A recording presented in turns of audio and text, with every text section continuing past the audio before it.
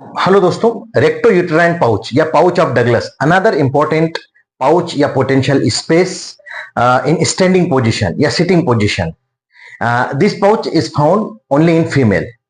In male it is term as recto vesical pouch. Is it clear? ये क्या है? मैंने आपको पेरिटोनियल पढ़ाया था, पेरिटोनियल कैविटी पढ़ाई थी, और पेल्विक रीजन के अंदर मैंने एक डायग्राम आपको बना के दिया था, अगर आपको याद हो तो. ये यूट्रस है, मैं एक बार फिर से ड्रॉ करता हूं. यहां पर ये सर्विक्स है और ये वेजाइना है, ये अपर part of vagina. Is it clear? इसको पोस्टीरियर फोर्निक्स ऑफ वेजाइना भी कहते हैं.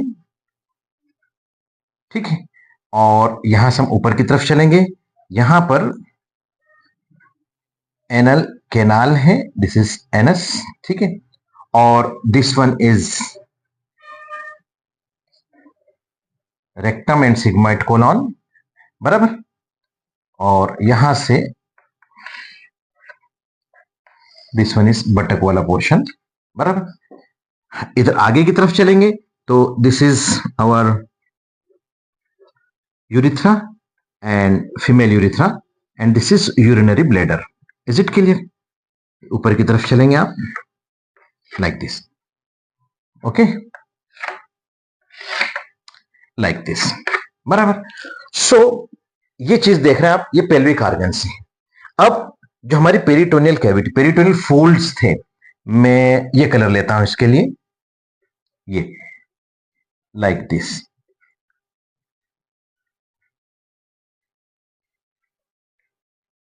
तो पोस्टीरियरली अगर हम देखें तो एंटीरियर सरफेस ऑफ रेक्टम तक जाएगा ये, और एंटीरियरली देखें तो पोस्टीरियर फोर्निक्स ऑफ वेजाइना है. तो ये जो पाउच बन रहा है यहां पर, this pouch, this space is known as pouch of Douglas. ठीक है. इसको कल्डेस सेक भी कहते हैं. कल्डेस सेक मतलब समझते हैं? डेड एंड या ब्लाइंड पाउच इधर से खत्म हो गया है, यहां कोई इसका एग्जिट नहीं है, और ऊपर से एक सिर्फ सिंगल रास्ता, डेड एंड कहते हैं इसको. उसको कल्डेस सेक कहते हैं. तो आप अक्सर सोनोग्राफी में देखना, no free fluid collection in cul de sac, यूं भी लिख देते हैं, या पाउच ऑफ डगलस लिखने के बजाय यूं लिख देते हैं. तो याद रखना, कल्डेसेक, ये भी एक लिखने का तरीका होता है, और ये टर्म्स हमको याद होना चाहिए, हर चीजें याद होना चाहिए. So this is pouch of Douglas. तो डेफिनेशन या इंट्रोडक्शन कैसा लिखेंगे हम इसका? इंट्रो के अंदर आप इसमें देंगे, मैं आपको हमेशा पॉइंट वाइज इसीलिए बताता हूं कि एग्जाम में आपको फिलअप करने में आसानी हो. पॉइंट वाइज लिखेंगे, एग्जामिनर आपको बिल्कुल फुल मार्क्स देगा. सो इंट्रोडक्शन के अंदर, द रेक्टो यूटेराइन पाउच या pouch of Douglas is the lowest या most dependent part of peritoneal cavity in female while या व्हेन सिटिंग और स्टैंडिंग. जब वो बैठी हुई कंडीशन में होगी या खड़ी हुई कंडीशन में होगी, तो उस वक्त ये मोस्ट डिपेंडेंट पार्ट होता है. इरेक्ट कंडीशन के अंदर, सिटिंग या स्टैंडिंग कंडीशन के अंदर. इन supine position it is the most dependent part of pelvic cavity. Is it clear? मैंने अभी आपको एक डायग्राम लास्ट लेक्चर में बना के बताया था कि ये पेल्विक कैविटी का मोस्ट डिपेंडेंट पार्ट हो जाएगा, है ना. तो यहां पर हमारा हिपेटोरिनल पाउच था, और यहां पर हमारा रेक्टो यूट्राइन पाउच हो जाएगा, है ना. ये इंसान लेटा हुआ है सुपाइन पोजीशन के अंदर. ठीक है. ये इसका चेस्ट वाला पोर्शन है, दिस इज चेस्ट वाला पोर्शन. Is it clear? तो ये वाला पोर्शन सुपाइन पोजीशन के अंदर पेल्विक कैविटी का मोस्ट डिपेंडेंट पार्ट हो जाएगा, आल्सो नोन एज कल्डेसेक. ठीक है. इसके बाद इंट्रोडक्शन के अंदर के बाद लिखेंगे आप इसका लोकेशन कहां होता है, कहां होता है. तो it is located between uterus and rectum. This is uterus, this part is uterus, and this part is rectum. ठीक है. तो it is located between uterus and rectum, लिखेंगे इतना. ठीक है. और डीप में लिखना चाहे तो it lies posterior to uterus and anterior to rectum, anterior to rectum and posterior to uterus, ऐसा भी लिख सकते हैं. ये लेटरल व्यू है, सजाइटल सेक्शन का लेटरल व्यू है. ठीक है.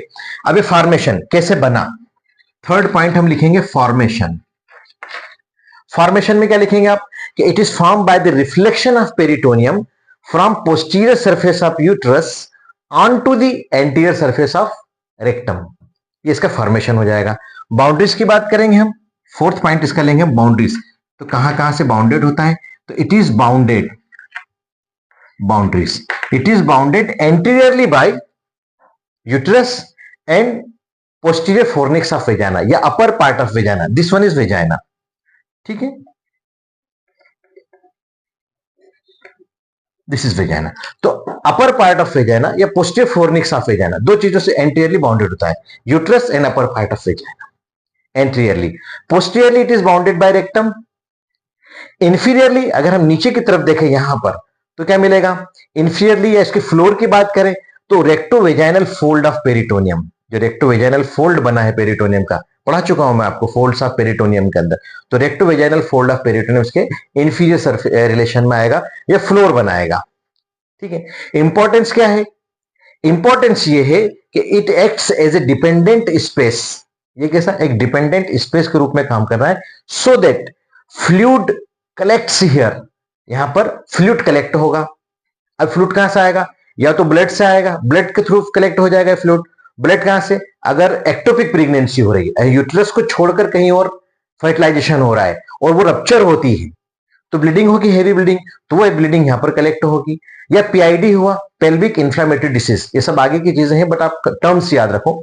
यहां पर जितने ऑर्गन्स हैं, यूट्रस है, वेजाइना है, सर्विक्स है ना, इसको हम इसके अंदर जो बीमारी होती है, जो इन्फेक्शन होते हैं, इन्फ्लेमेशन होते हैं, उसको पीआईडी कहते हैं, पेल्विक इंफ्लेमेटरी डिसीजेस। तो यहां से जो पस फॉर्मेशन बना तो यहां कलेक्ट हो सकता है, या फिर एसाइटिक फ्लूइड ऊपर से नीचे की तरफ आएगा तो एसाइटिक फ्लूइड हो सकता है। तो ये इंपॉर्टेंस है। इसके अंदर एक और इंपॉर्टेंट चीज बताता हूं, इन फीमेल, अगर फीमेल है तो it is 5.5 centimetre above the NS, NS से 5 से 5.5 सेंटीमीटर ऊपर की तरफ होता है। तो जो हमारी अप्रोच होती है तो हम वेजाइना के थ्रू भी अप्रोच कर सकते हैं और एनल कैनाल के थ्रू भी अप्रोच कर सकते हैं, ठीक है, जब हम कल्टे सेंटेसिस करते हैं तब। या हम देखते हैं कि भाई कैसे देखेंगे हम इसको अंदर, पीवी करेंगे या पीआर करेंगे, पर वेजाइनल या पर रेक्टल इन्वेस्टिगेशन, पीवी पर वेजाइनल, पीआर पर रेक्टल, फिंगर इंसर्ट करेंगे और देखेंगे, हमको फील होगा कि यहां पर पाउच के अंदर कुछ एक्यूमुलेशन है, ठीक है। In female 5.5 centimetre above the anus, while in male it is 7.5 centimetre above the anal canal. Is it clear? तो ये आपको याद रखना है, बहुत इंपॉर्टेंट है ना। फीमेल के अंदर, मेल के अंदर 7.5 सेंटीमीटर है और फीमेल के अंदर 5.5 centimetre above the anal canal है, इसका जो पोजीशन है वो। Is it clear? अब हम बात करेंगे इसके अप्लाइड एस्पेक्ट की, ठीक है। अच्छा, अप्लाइड एस्पेक्ट में कैसा करेंगे हम, फिफ्थ पॉइंट लेंगे हम इसका, अप्लाइड एनाटॉमी, क्योंकि बिना अप्लाइड के तो हम ज्यादा नंबर गेन नहीं कर पाएंगे, इसलिए अप्लाइड लिखना जरूरी है। अप्लाइड एस्पेक्ट में लिखें कि फ्लूइड एक्यूमुलेशन हो सकता है यहां पर, सबसे पहला point fluid accumulation, fluid collection. तो फ्लूइड कहां से आ सकता है, ब्लड से आ सकता है ना, पस हो सकता है या एसाइटिक फ्लूइड हो सकता है। Second point, the pouch can be drained, pouch को हम ड्रेन कर सकते हैं। अगर यहाँ पर कोई एक्यूमुलेशन हुआ है तो उस पस को कैसे निकालेंगे, तो can be drained through posterior fornix of vagina, इसके थ्रू हम अंदर जाएंगे। Is it clear? और यहां से इसको ड्रेन कर लेंगे नीडल डालकर।